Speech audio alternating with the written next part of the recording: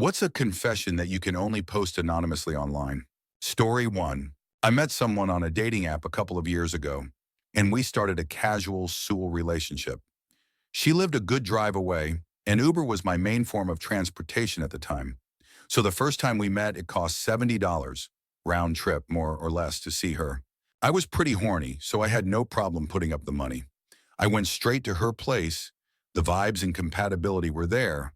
I had fun. But the next time she invited me over, I told her I can't afford to see her that often. So I asked if it was okay if we split the Uber fare, and she agreed. It was fun. But I still realized that it wasn't sustainable to keep seeing her. So the next time we spoke, I told her it wouldn't be a good idea to keep seeing each other. She heard my side and then quickly insisted on continuing to see each other casually. So much that she offered to pay the Uber fare for the third time we met. Now, respectfully, she was a bit insecure and was able to be vulnerable and open with me from the very start. So it was a perfect storm of attachment, in my opinion, and I think it's fair to say that she really liked me, hence why she insisted. So I agreed. I went to see her the third time, and I had fun again. I didn't want to ask her again for help with Uber, solely from a point of understanding it was too much for anyone to pay for something casual like that. So when she reached out again, I had already planned to cut things off, which was what I told her. But she went on to explain how she was a grown woman and that we could agree as adults that it's her decision, and how if she wants us to be able to keep having fun, she was willing to pay for the Uber. All that, but I knew it was because she liked me, to be offering to pay for the Uber fare, in my opinion, and I was horny and having fun. So I agreed and decided to keep seeing her. I then said if we continued this way, we should be physically exclusive too, so we can have more freedom in S without worries of STDs, and she agreed. So now no condoms, and she was already on birth control. So I was hooked to the S. She would send me the money for Uber via Qley, and I went to see her. We had fun. That was it for about a month, and that's a lot because we'd see each other about twice a week. That was like $500 more or less in Uber. I knew it wasn't right, but I was selfish and was having fun. Then started the darker stuff. A bit after a month of seeing her, I got a bonus at work. It was enough to complete the down payment for a car I was saving for. It was just something I planned on getting for a while, but it never came up in conversation with the girl. Let's call her Jane. We never talked outside of arranging meetups.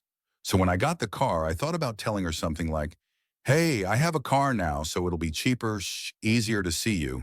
But coincidentally, she did something I wasn't expecting. I randomly got a Zelle notification about a deposit of $250 from Jane.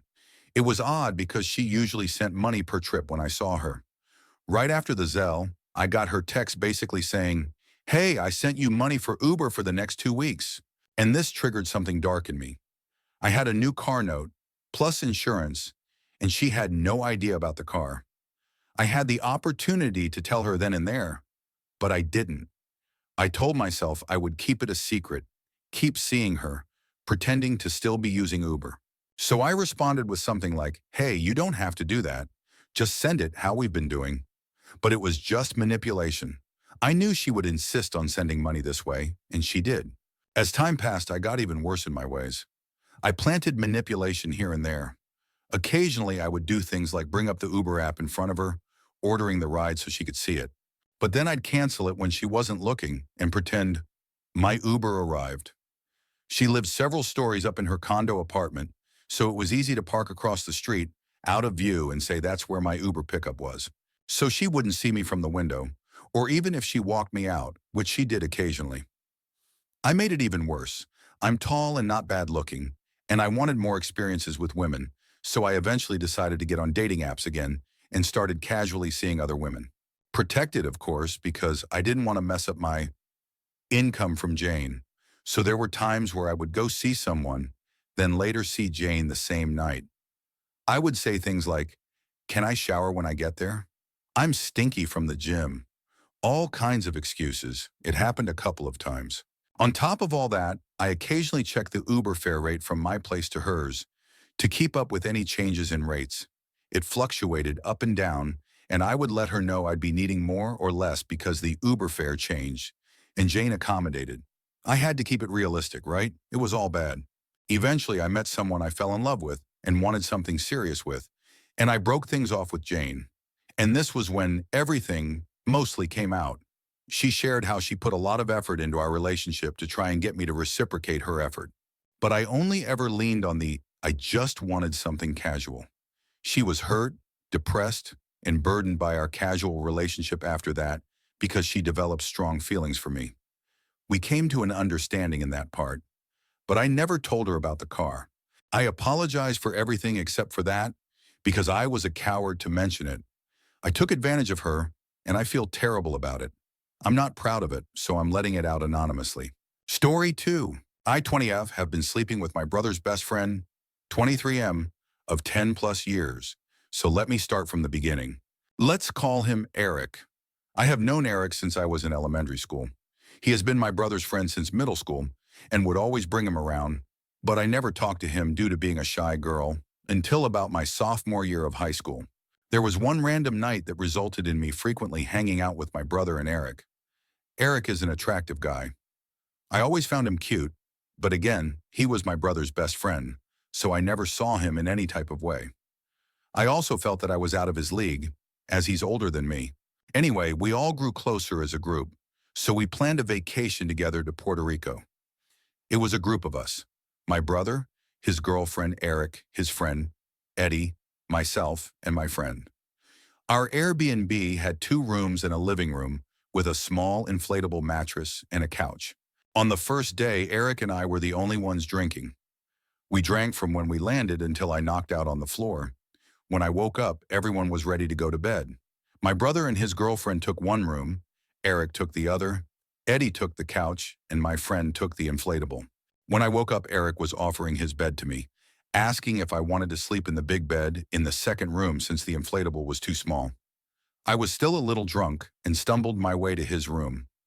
I didn't think much of his offer, but I also wasn't going to turn it down.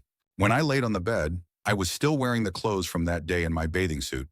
When he walked in, he nudged me to fix myself since I was on the edge of the bed. But when he woke me up, I was suddenly not sleepy anymore. And he wasn't tired either, so we watched TV. Midway through watching, I joked about taking more shots, and to my surprise, he got up to get the bottle. There we were, taking shots and watching Friends. I was watching with my head on his shoulder until at some point, he pulled me closer, so my head was resting on his chest and he was caressing my arm. Again, I didn't think much of this.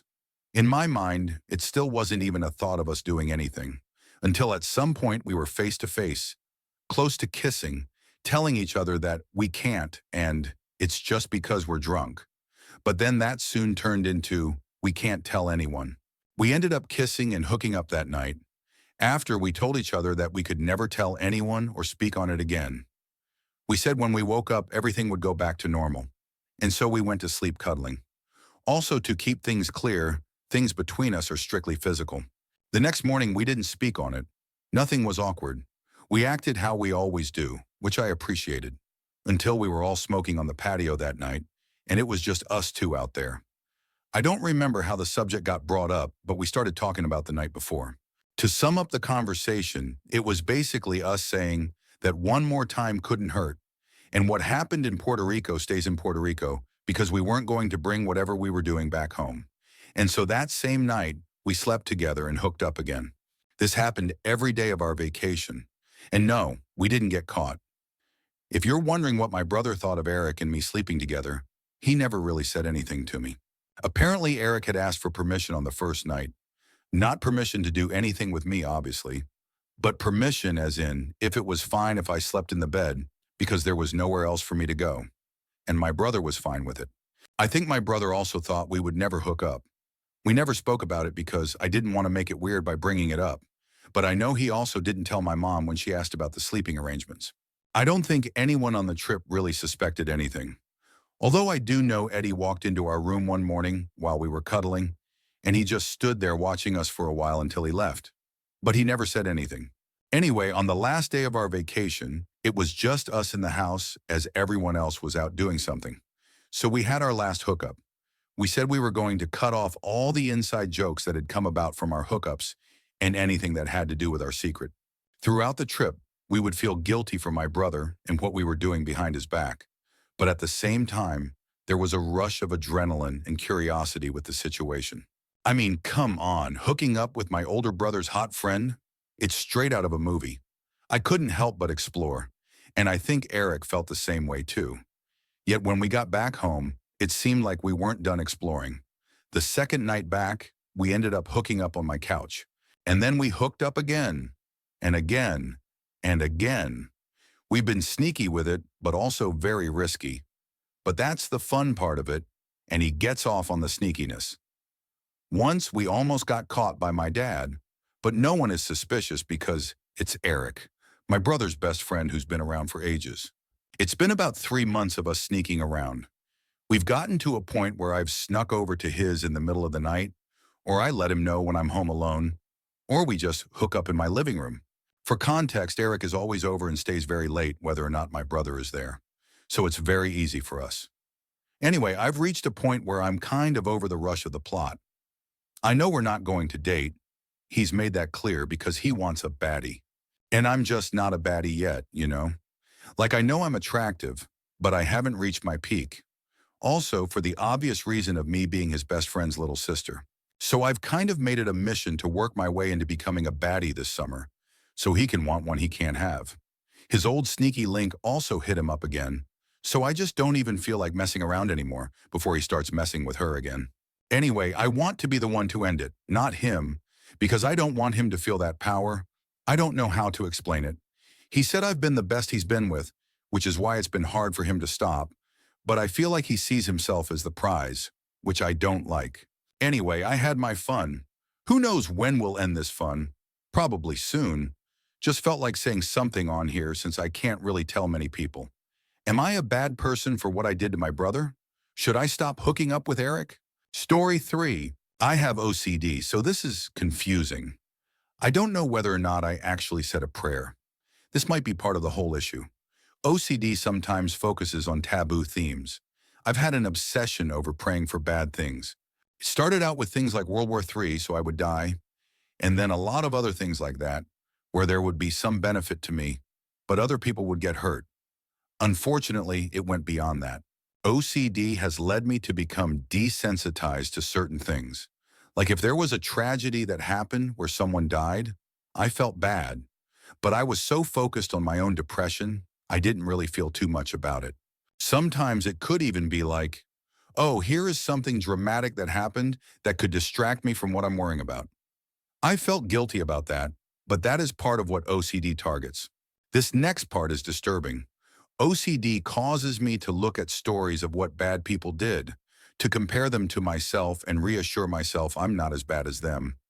In addition to that, sometimes dramatic stories of messed up things distract me from OCD. My OCD took advantage of this. With the prayer obsession I'm having, if I feel guilty about praying for something, it can make me compulsively want it. It's difficult to explain, but I could find myself praying for every little thing like, please let the soap be full, etc. I don't know if these were real prayers. My mind wanted to see how far it could go, and it brought in things like the ones I mentioned with dramatic stories.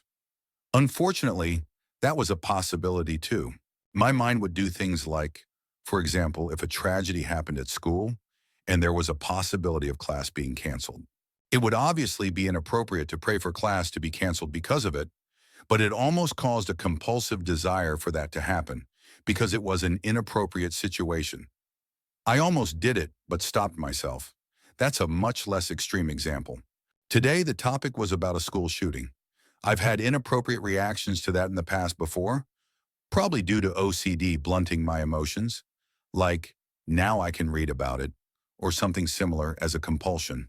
I wouldn't say I was glad it happened, because obviously I don't want people to get hurt, but my initial reaction wasn't really feeling bad. It was, I can use this as a compulsion, which brought relief because it fed the compulsion. I don't know that this is fully in my control. With the prayer obsession, the type of praying where, if I felt bad about it, I could end up praying for inappropriate things, could target moments like this. It was almost like a compulsion too. I thought quickly about why I'd want this. And in my head, I said, Amen, sort of testing it out, but being open to the possibility I wanted it. I don't know whether I meant it or not. If I had to guess, I'd say probably not, but I can't tell.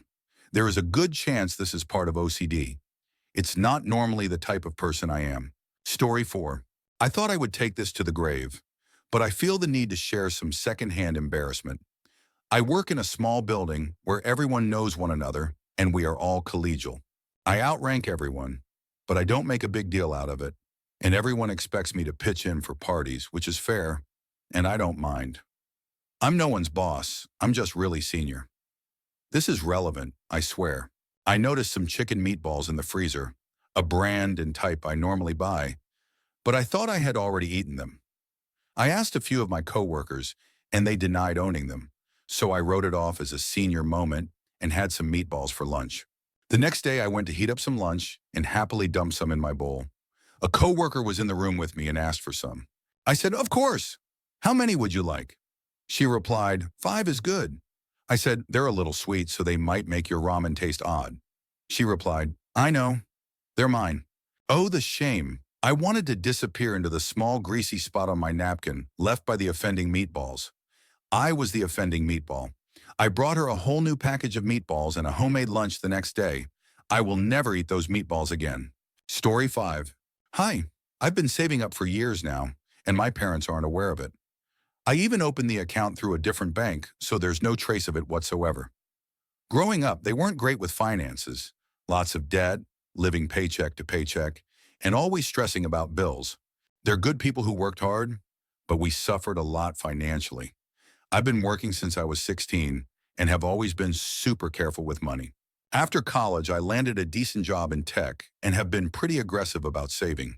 Nothing crazy, but I've managed to put away about $65,000 over the last few years between my emergency fund and investments. Here's the thing. My parents have no idea.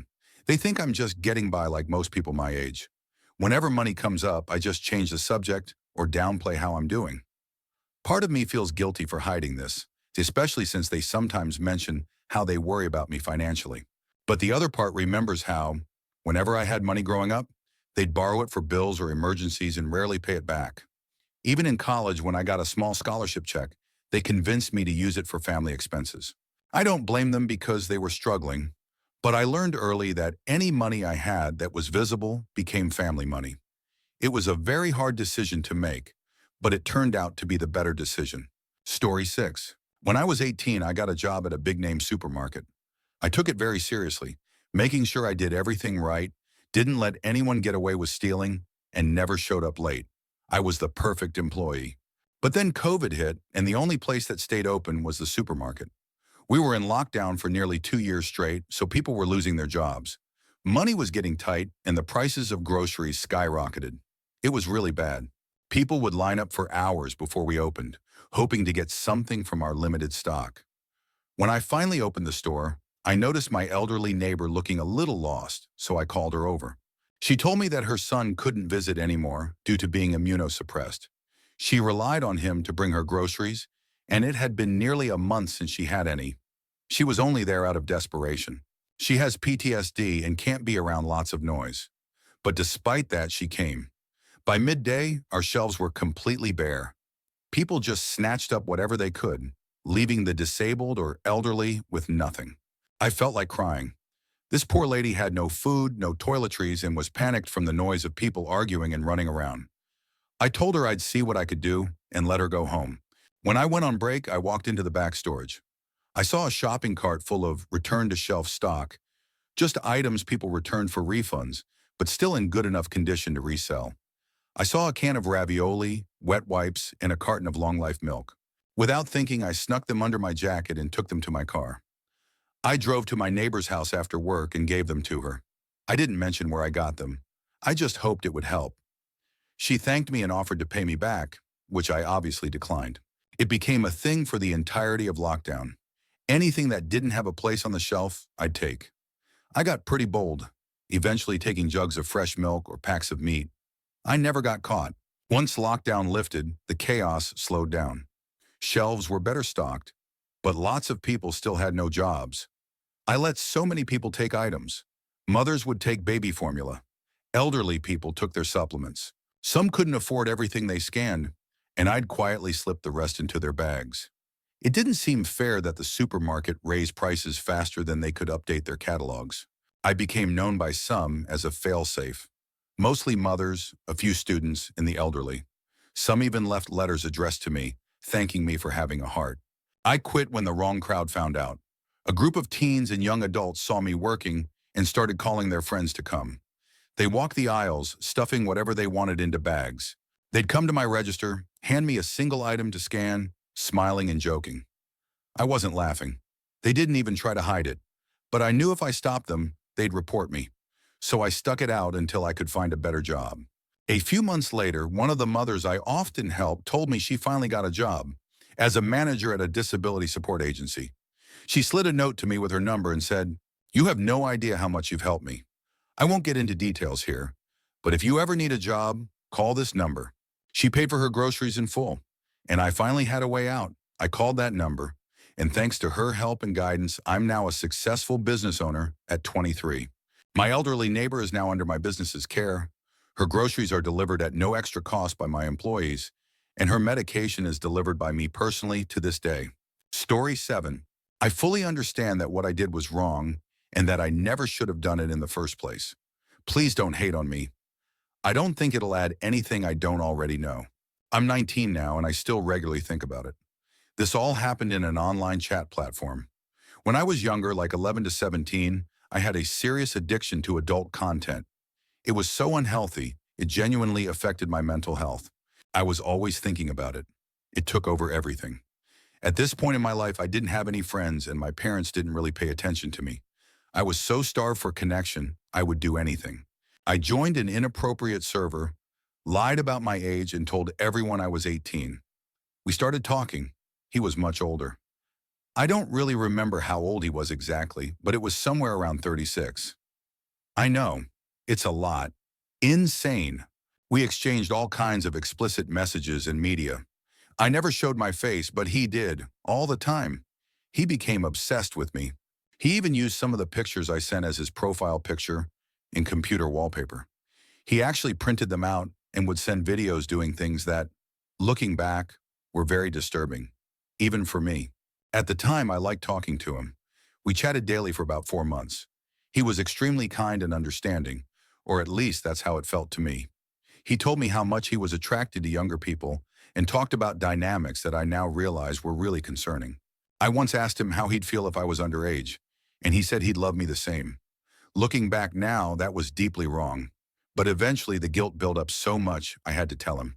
I felt awful about the entire situation. So I told him the truth. He didn't seem to care much. He wasn't mad, which is probably even more concerning. He said he didn't want to talk anymore, which was absolutely the right choice. After that, I blocked him, deleted my account, and tried to move on. I know what I did was wrong, but I was a lonely, confused kid doing unhealthy things for attention. Story 8.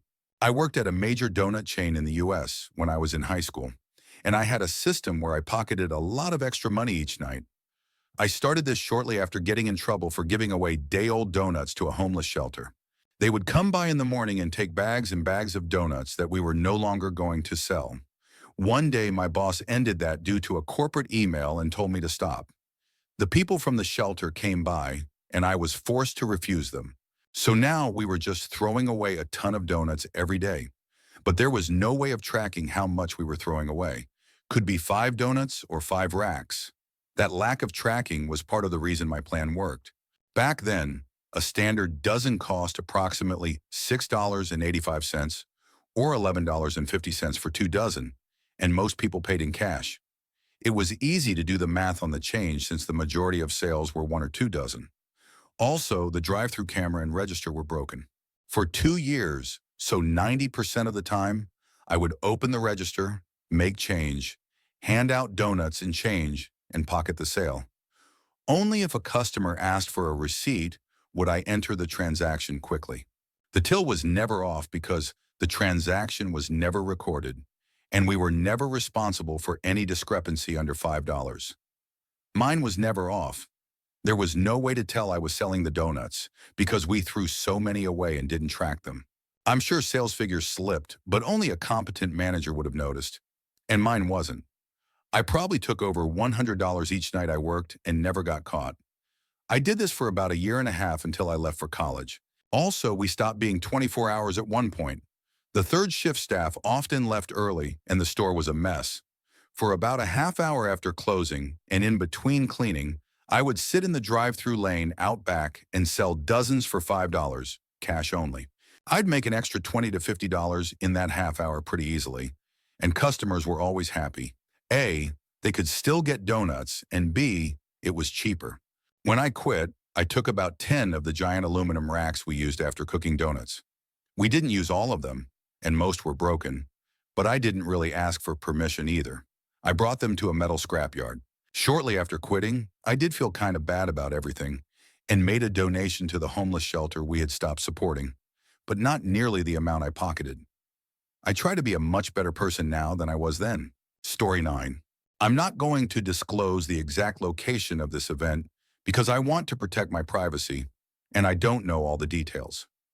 My family home is on a dead-end street in semi-rural Maine, and I grew up knowing that my neighbor down the street was sketchy. He drove an old car and had bullet holes in his front door. The rumor was that he had harmed his daughter, served jail time, and got out on probation. This all happened about a decade ago when I was a child.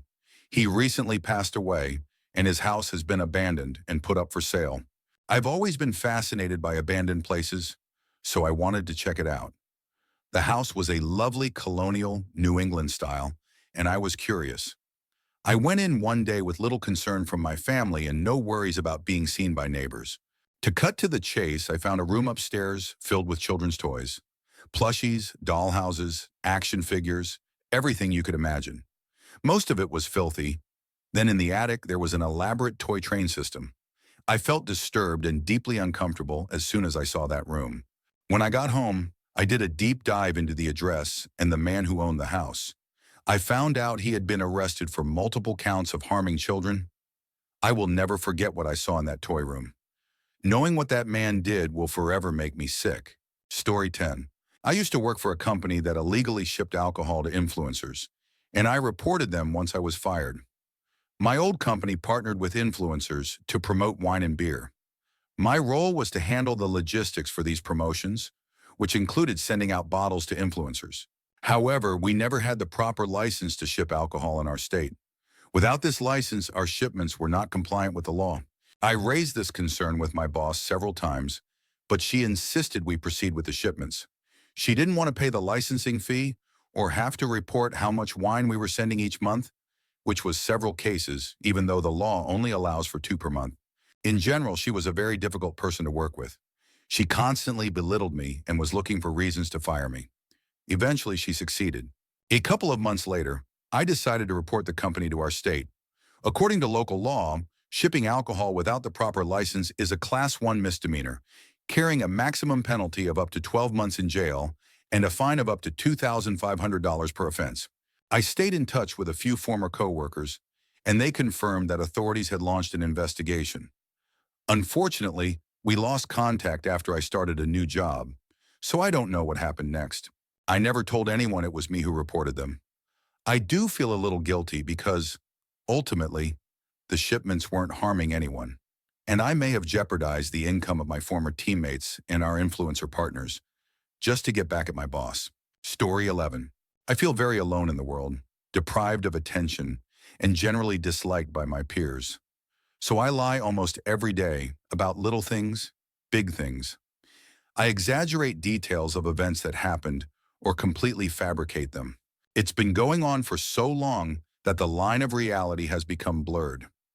I don't know what's true or real anymore, and I find myself questioning thoughts, feelings, and actions regularly, whether they're mine or someone else's. I try to deflect blame and rationalize my thoughts and feelings through my perception of the world around me, only to again question the validity of my own conclusions. It's a never-ending cycle of confusion. For most of my life, I've lived untreated. I've been through the mental health system before, and it's part of the reason I have a lot of mistrust. I don't want someone telling me how to think or feel, because I've grown to believe I can only trust how I think or feel. Even if I can prove to myself that I'm wrong, I still feel like I'm not. I can identify when and where trauma has occurred in my life and how it has shaped my perception. I can recognize that because of the trauma, I am constantly in a state of survival. I can't stop surviving. I just want to live. Story 12. When I was like 22, I attended a conference at a hotel. My stay at the hotel was covered by my college, but I drove myself there. Well, the night I had to check out, there was this massive storm. I was terrified of driving home in it, but I was broke and couldn't afford to pay for a room on my own. I was trying to work something out at the front desk and started sobbing. A guy from my college, who I barely knew, saw me crying and said he was staying another night. He said I could stay with him, as long as I'd be comfortable sharing a bed. His room only had one. Of course, I was scared of sharing a bed with someone I barely knew. And I was dating a jealous and controlling partner at the time. He'd be furious if he found out. But I was so desperate, so I just went ahead and did it. Looking back, I'm so lucky that nothing happened. The guy was perfectly respectful. He never once tried to make a move or made me feel uncomfortable during the entire night. And my boyfriend at the time, thankfully my ex now, never found out about it. I've never shared this with anyone. And I still don't think I did anything wrong. I wasn't trying to cheat or lead anyone on. I was just desperate and needed somewhere safe to sleep. Story 13. Recently, I've noticed that I will cut people off without a second thought, despite feeling extremely lonely. I feel like I have no friends and my family doesn't understand me. I've isolated myself to a point where now I'm just on a worse mental decline. I think this all started with a medical issue. 3 years ago, I went through the worst physical pain I've ever experienced. It was a constant, horrible experience. It lasted for about 2 years before a solution was finally found. It was such an easy fix, which made it even more frustrating. It was a really low point for me. I couldn't work very well, and I was drinking pretty heavily to deal with the pain. Then, when a solution was finally found, the issue was basically fixed overnight. And after all that, I didn't know what to do. I was convinced I was going to die, not because of the condition itself, but because I wasn't sure how much more pain I could handle. I think I'm still mentally stuck. It's like I'm always anticipating that the pain will come back.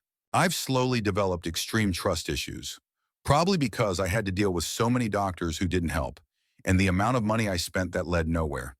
It's like every time I solve one problem, I create another mental barrier. I don't know what to do, because no one seems to get it. When I'm around others, I feel like I'm just putting on an act. I'm also losing a lot of sleep and some weight. I just don't know what to do. Story 14. I make $80,000 a year, and I've become so efficient at my job that I only put in about 1 real week of work every month.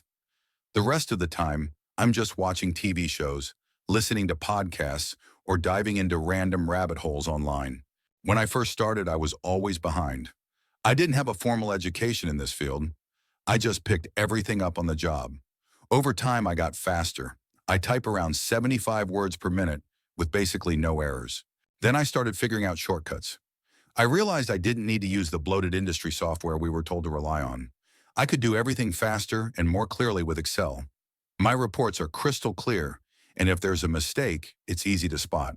No one complains. In fact, I'm the top performer at my company. I have the best relationships with clients, I meet all my deadlines, and my work is spotless. But the truth is, I only really work for about 1 week each month. The other 3 weeks, I just kind of exist. I used to read a ton too. 1 year I read 200 books. I've done deep dives into every topic I care about. And now I'm just bored. I thought doing everything right would feel good. I'm overachieving and underworked, and somehow I feel worse than when I was struggling. Quiet quitting isn't even the right term. It's more like silent burnout. Story 15. I have had a pen pal for over 20 years. Pen pal is the easiest way to explain what our friendship is. We met online when we were in our early teens on a platform that no longer exists, back in a time when online safety wasn't as widely discussed as it is today. Over the years, we communicated through texting, messaging on various social media platforms, FaceTime, and more. Whenever one of us got into a serious relationship, the other would usually vanish, or ghost, as they call it now, and eventually resurface a couple of years later when the relationship had ended or was falling apart. Or sometimes life just got so busy that the physically distant friendship faded even more. For me, I kept the communication going, even while in relationships. Sometimes I'd disappear too, but then I'd have a dream or something would remind me of him, and I'd reach out again. He truly was, and still is, my best friend. However, I've always felt there was something more. There was always that wondering, what would it be like if we met in person? Would there be a spark? Fast forward 20 plus years and we finally met. He's handsome, charming, attentive, and incredibly kind. We got along so well, but he lives thousands of miles away. Now, I may be in the wrong here. I've been married for nearly 10 years and my pen pal is currently single. However, I'm also recently separated from my husband to give myself space to figure out what I need.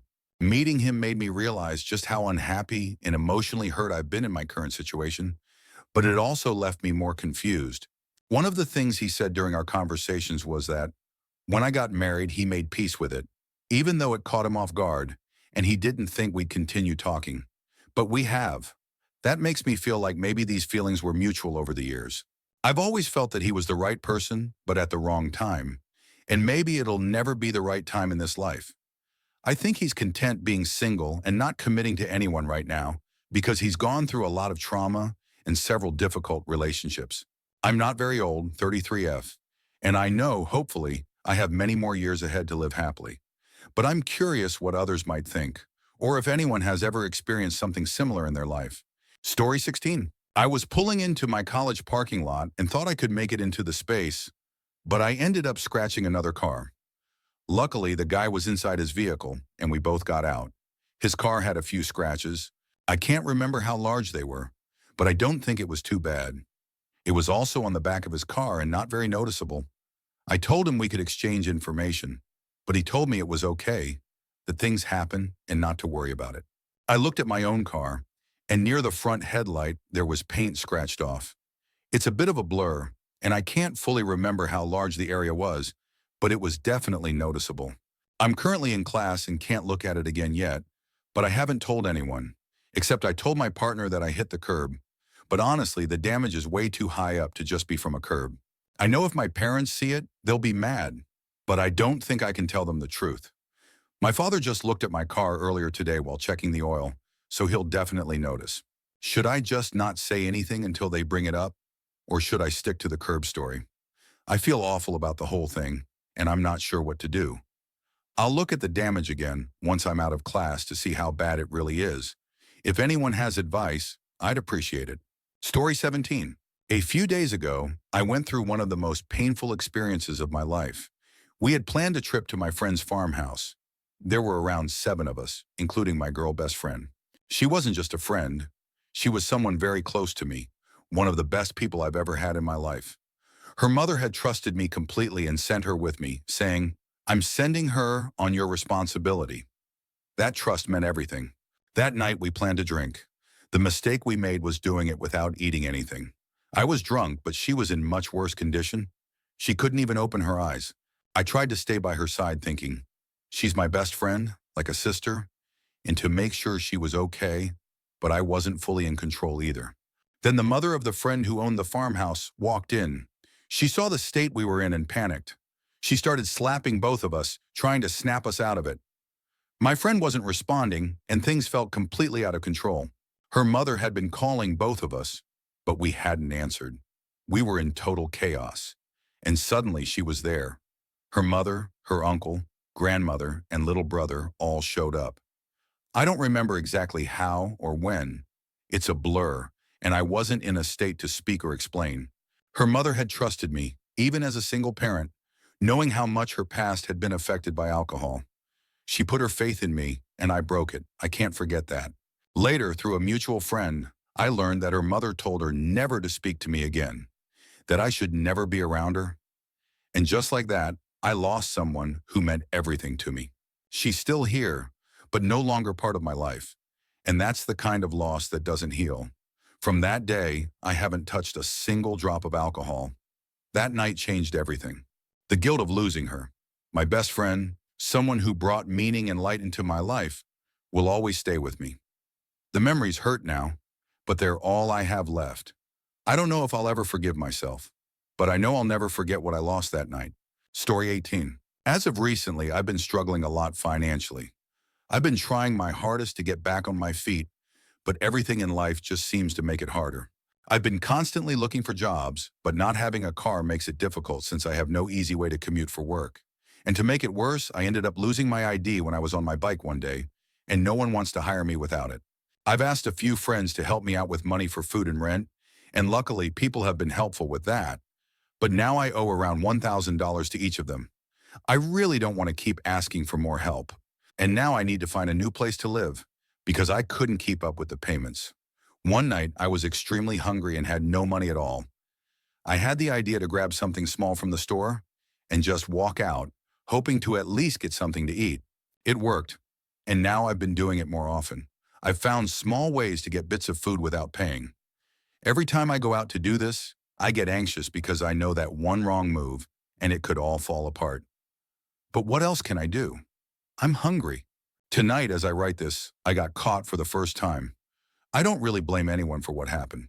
I was trying to take some candy, and it was obvious the employee knew. I gave up, put it back, and walked out. The employee followed me outside and yelled at me, telling me never to come back. Her feelings are valid. I just feel awful about all of this. It's not that I want to do this. It's just that I don't think I have any other option. Story 19. In my English class, there are 3 rude girls. They're friends, and they're the popular ones. There's also a guy who sits near them. He doesn't get along with them very well. Because of that, I had an idea. I decided to start writing silly notes and signing his name on them. I made the notes during my previous class so I wouldn't get caught writing them during English. When I got to English, I'd make sure nobody was looking and then place the note on one of the girls' desks. The first note she got, she showed her friends and then brought it to the teacher. She said, "What is this?" "It's from classmate's name." The teacher responded, "I don't know, just throw it away." I kept doing it. I made 4 more notes, and each time she told him to stop making them. He kept insisting it wasn't him. Then on the 5th note, she said, "I'm telling the teacher." She showed the teacher the note and asked, "Can you tell him to stop?" But the teacher already knew it wasn't him. She recognized his handwriting.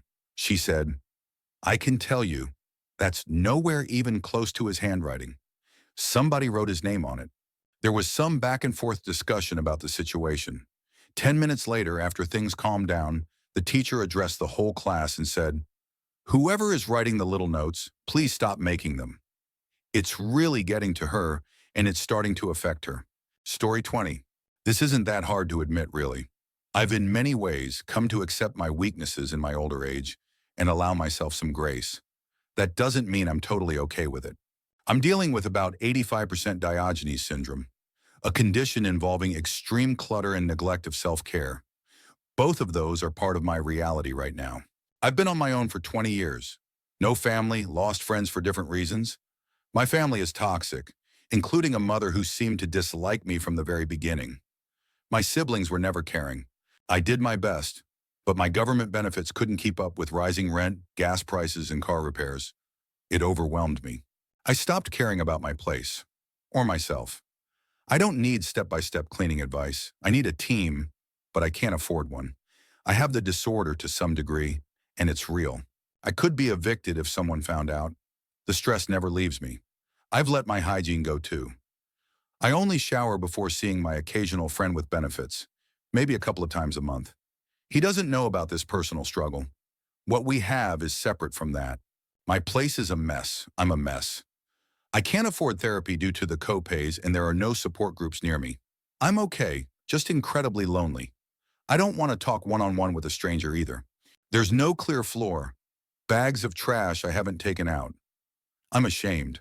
I'm afraid my landlord will see me dragging bags to the dumpster and start asking questions. I'm also sick with multiple chronic conditions, including fatigue. I'm often bedridden. I just needed a vent. Not looking for advice. I already know what needs to be done, but between my disorder and being completely overwhelmed, I feel like I'm out of options. Thanks for understanding and for reading. Take care. Story 21. I'm 32, grew up with split parents, spent most of my time with my mom. My dad remarried when I was around 6 or 7. We were never especially close, but that had nothing to do with his remarriage. My stepmom has always been great. Years later, they had a child, my half-brother, who's now 12, and I haven't seen him since he was a baby. There wasn't any falling out. Life just moved in different directions.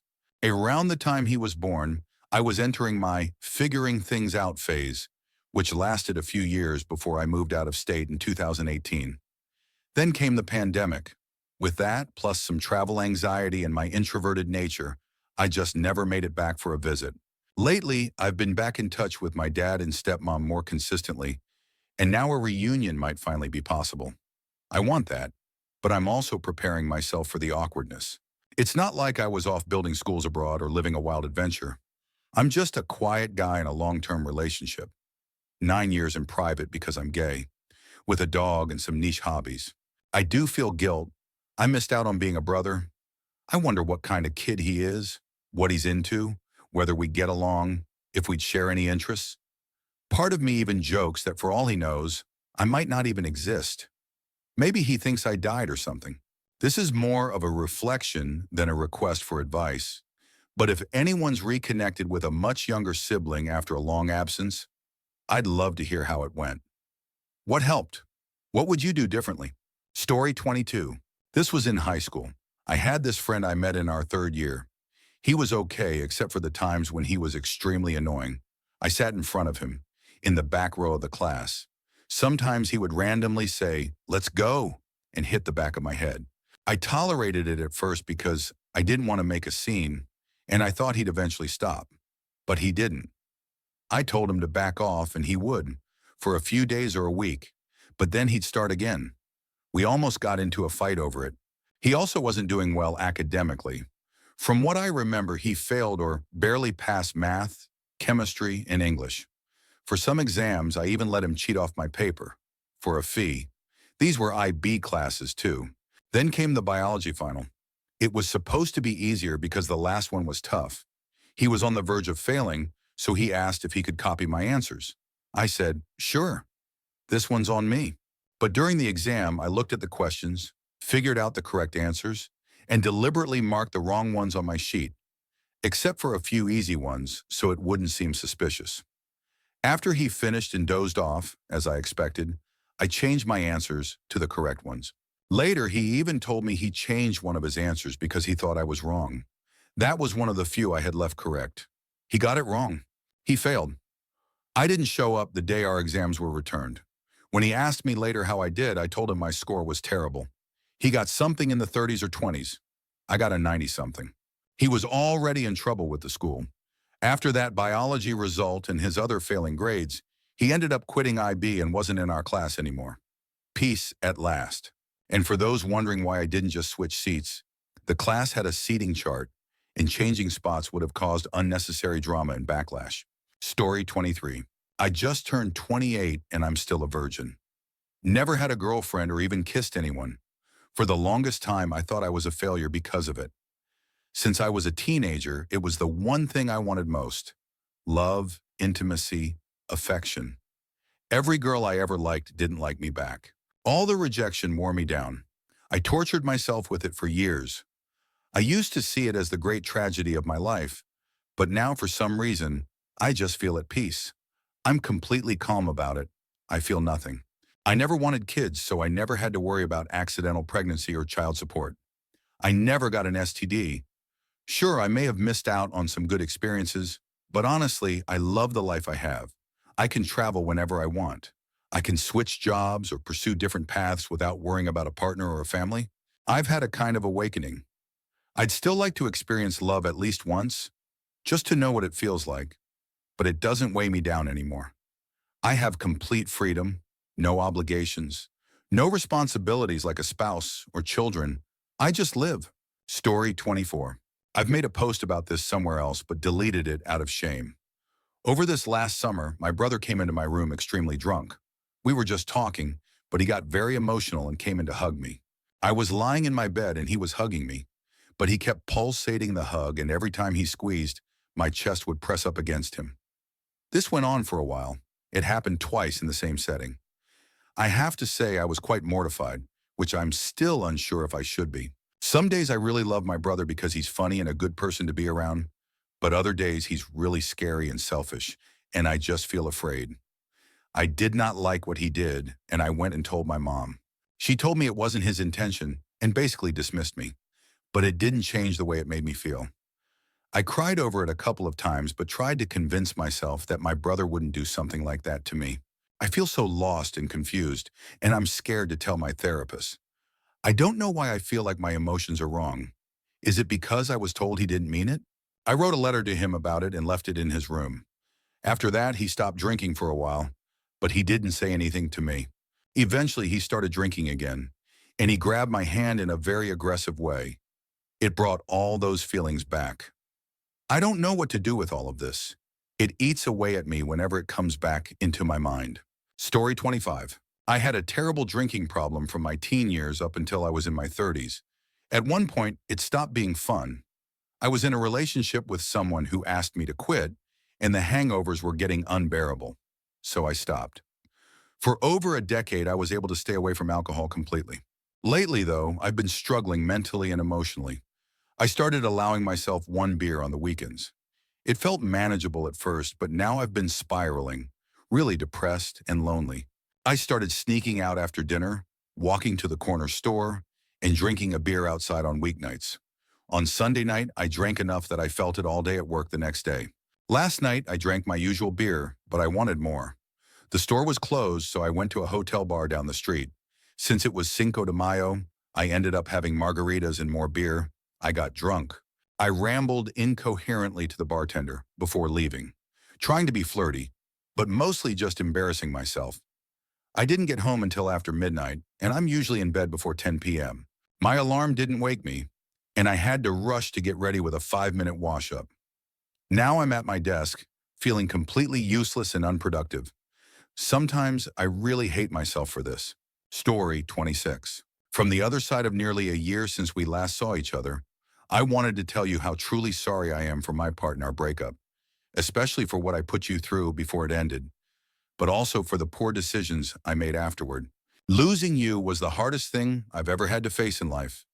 I still have a great deal of love for you and always will. I recognize now that we weren't good for each other anymore. I think about you often and the huge impact you've had on my life.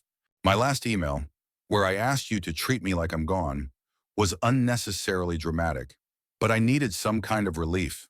I wasn't eating or sleeping, and it was a desperate attempt to regain control over a very broken state of mind. The last time you came over and told me to give you some time, I found out you had stayed over at A's house that night. It sent me into a dark place where I made terrible choices for a while. Anyway, take care. Maybe I'll see you around. Story 27. 2 years ago, I had a little family, a job, a smile on my face, and never did I think I'd be where I am now. As I smoke my last bowl, I find myself contemplating why I even wake up, why I'm still here, why I don't just stop existing. That little family turned out to be a lie. The kids weren't mine, and the person I was with was consistently unfaithful, even while I was raising her first child like my own. I lost my job because I couldn't be there when I was needed. So many people in my family passed away suddenly, and I just couldn't keep up anymore. I lost myself. I lost everything. Debt piled up, and I had no money left to survive. Every cent I had went towards substances to numb the constant pain I felt. I got arrested, and I didn't even care. I might be in more trouble now, and I still don't care. I used to be happy. I used to be full of life. Now I look into the darkness, thinking about a life full of lies. All that's left is an empty soul, waiting for the last breath, quietly hoping it comes soon. Story 28. I used to work for a shady company that pretended to offer personal loans. I was broke when I took the job. I needed the money badly, and this company, based outside the U.S., promised good pay and a simple sales role. I didn't ask too many questions. I should have. From day one, it felt off. We were told to call people hundreds of times a day, telling them they were pre-approved for a loan. You could hear the hope in their voice. It was like someone had finally thrown them a lifeline, but it was all a lie. There was no loan. It was just a bait and switch into a debt resolution program. We convinced people we could negotiate with their creditors, lower their payments, and get them out of debt. But what we didn't say was that their credit would be wrecked. We told them to stop paying their bills so we could negotiate. That's when everything collapsed for them, like pulling the floor out from someone who was already drowning. I only worked there for a short time, but every night I went home feeling sick, like I was scamming people who trusted me because I sounded like someone who cared. I needed the money, but it felt like I was selling my soul one call at a time. My breaking point? An 85-year-old woman from Texas. Sweetest voice you've ever heard. She thought she was getting a loan to fix her roof before winter. She was scared it might collapse. Something about her voice just stopped me. I told her the truth. I said, "Ma'am, I'm so sorry, but please don't pick up any more calls from this number. It's not what they say it is." Then I hung up and I quit, right then and there. If your phone's blowing up with loan offers that sound too good to be true, trust your gut. It might be a trap. It might be someone like I used to be. Don't fall for it. I never wanted to hurt anyone, but I did, and I'll always carry that. Story 29. I honestly don't know how to begin this. I've lied to my parents about going to university for almost 2 years. When I tell them I'm going to class, I've actually just been sitting in my car, wasting gas and time. I've been stuck in front of my computer, battling a serious addiction to it. College felt like it was in the way. I've been struggling with depression and dark thoughts due to a lack of human connection and always feeling like a burden to my parents. My Hispanic parents have sacrificed so much for me, and instead of honoring their dream of seeing me graduate, I've been lying to them. Today, I finally ripped off the Band-Aid. Graduation was only a few days away, and I had no other choice. I told my dad since my mom was out of town, and he completely shut down when he found out I hadn't been attending college. I don't know how to make things right. For a long time, my plan was to join the military and just disappear, but I couldn't go through with it because I love my parents. I owe them everything. I'm still considering joining the Army as a way out, but I'm not even sure I'm Army material. I've never had clear direction academically and have always struggled in school. I'm scared of my future. I'm hoping others out there, especially parents or people who've been in similar situations, can give me some advice. I don't really use Reddit, but over the past few days, reading stories from others in similar shoes has been eye-opening. People always say, just rip the Band-Aid off and tell them. And honestly, it's true. Confessing lifted an enormous weight off my chest. I haven't been punished yet, and I'll share updates. But I can say this. My parents would rather have me confess than disappear or do something drastic. Once you take that first step, everything slowly starts to fall into place. It's hard. It's terrifying, but it's liberating. Story 30. Well, it all started like this. I'm a 20-year-old woman, and about a month ago, I was looking for a job, specifically something as a cashier. I had been searching for a while when I came across a post on Facebook offering the exact kind of job I wanted. I immediately messaged the profile. The job sounded great, decent pay, and what seemed like a good work environment. The first step was an internship to evaluate how well I could handle customers. I went for it. Everything seemed fine at first. There were already other girls working there. Then I met the boss. At first glance, she seemed like a decent person, but as time went on, things turned into a nightmare. She always wanted everything done now. She would make comments to customers like, "Of course she's slow," or "It makes me angry when she doesn't do what I ask." She always had something negative to say. She acted like everyone was trying to steal from her. If you were late even by a minute, she'd say it was 30 minutes. If you clocked in at 8:01, she'd treat it like 8:30. One day I was assigned to clean the tablecloths and rags used for cooking and cleaning. I took about 7 hours because I was folding everything properly and organizing the space. I stepped away from my regular area to do this. When I explained why it took so long, she ignored me, as usual. The next week, she told me I'd be better off working as cleaning staff in her house. That's when things got worse. If she was rude at the store, imagine how she'd act in her own home. I started helping her there too, trying to adjust. But then, guess what? My pay went down, and it was already terrible. I was getting paid $18 per hour, and they still wanted me to work 10-hour shifts. Everything went downhill. The pay was bad. Her comments were inappropriate. And whenever she scolded someone, she'd do it right in front of the store's customers, making it even more humiliating. Honestly, I'm fed up. Her energy is just toxic, and I feel like it's starting to rub off on me. I'm about to quit. I'm just waiting until the end of my shift so I can pick up my pay, and then I'm done. If anyone has any advice on how to give her a taste of her own medicine, legally and calmly, I'd appreciate it. She's always angry and miserable, and now I understand why no one sticks around. She has a terrible reputation.